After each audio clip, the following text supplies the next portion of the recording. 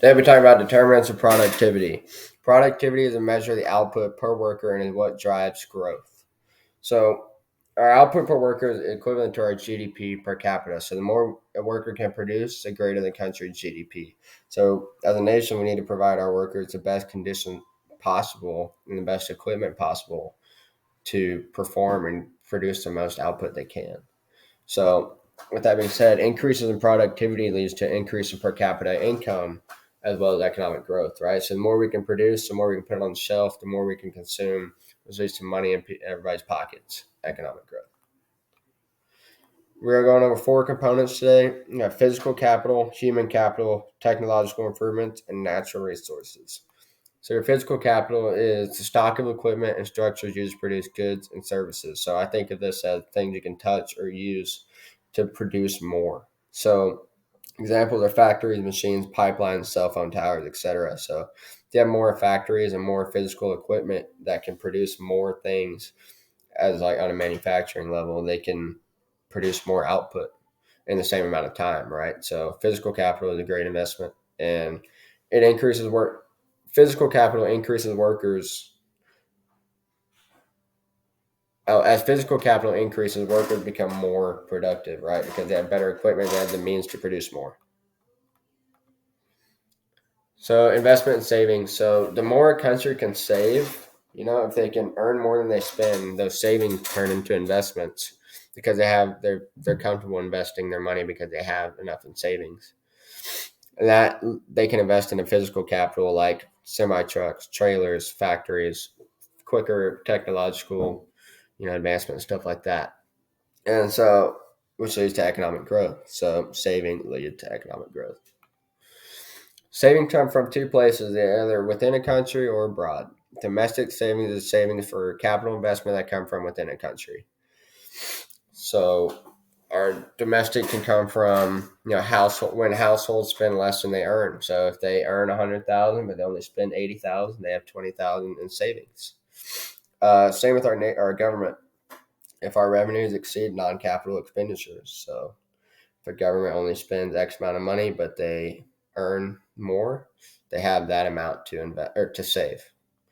So that adds to the country's domestic savings. This bar graph talks about China and India saving more as a developing nation than the United States and Japan, which are already developed, which I thought was kind of backwards, but it makes sense. So as China and India are developing, they're also saving more and they have a greater percentage of disposable income. Government investment comes from either tax revenue or borrowing. So they can borrow from lenders, private investors, and they can also gain money from tax revenue. They can use this money for infrastructure like roads, bridges, sewers, public goods like schools and police stations. These things lead to a better environment and a safer place for our workers to live and produce more.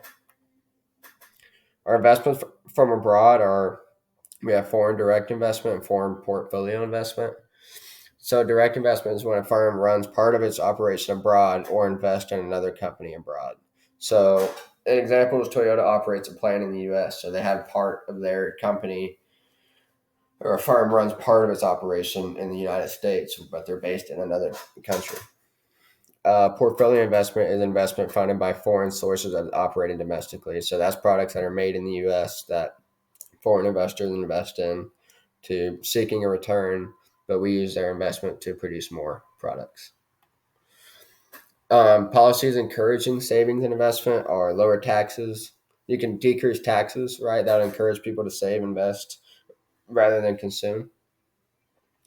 Policies encouraging inflow of foreign investments. You have your imports and net exports that you can put tariffs or whatever trade policies you want to either encourage or discourage trade between one another. So now our second component is human capital. It's a set of skills, knowledge, experience, and talent that determine the productivity of workers. So human capital is, what they know, how fast they are, and their experience, right? If a worker knows more and has been doing it for longer, he's just going to produce more in the same amount of time, right? So with that being said, increase in human capital, workers produce more within the same amount. of capital, which leads to increase in productivity. So how do you do this? Education and health. You have to improve education. You can provide high quality free public education, lower opportunity costs, and education stipends and grants. To improve the overall health, you have universal access to basic health care, immunization, and access to clear water and sanitation. Providing a safer and better working environment for your workers just will naturally help them perform better in their environment. If they have access to clean water and healthcare, they can perform better on the job site for longer periods of time. Third component, technological improvements. These are innovations that can cause the same inputs to produce more output. So this can be internet invention, high yielding seeds in agriculture, computers, robots, etc. So they allow us to produce more output with the same amount of physical capital. So this is, investing in machines and stuff like that. Last but not least, you have natural resources. These are production inputs that come from the earth. So you have renewable resources like trees and rivers. So you can continue to plant trees. You can make man-made rivers and stuff like that. Your non-renewable is your coal and your oil.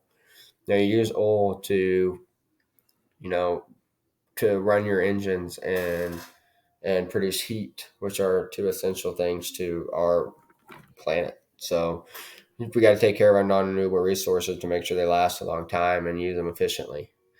And as well as your geographical location, you have your trade routes and your climate, things of that nature that can, either improve or hurt the country's GDP. So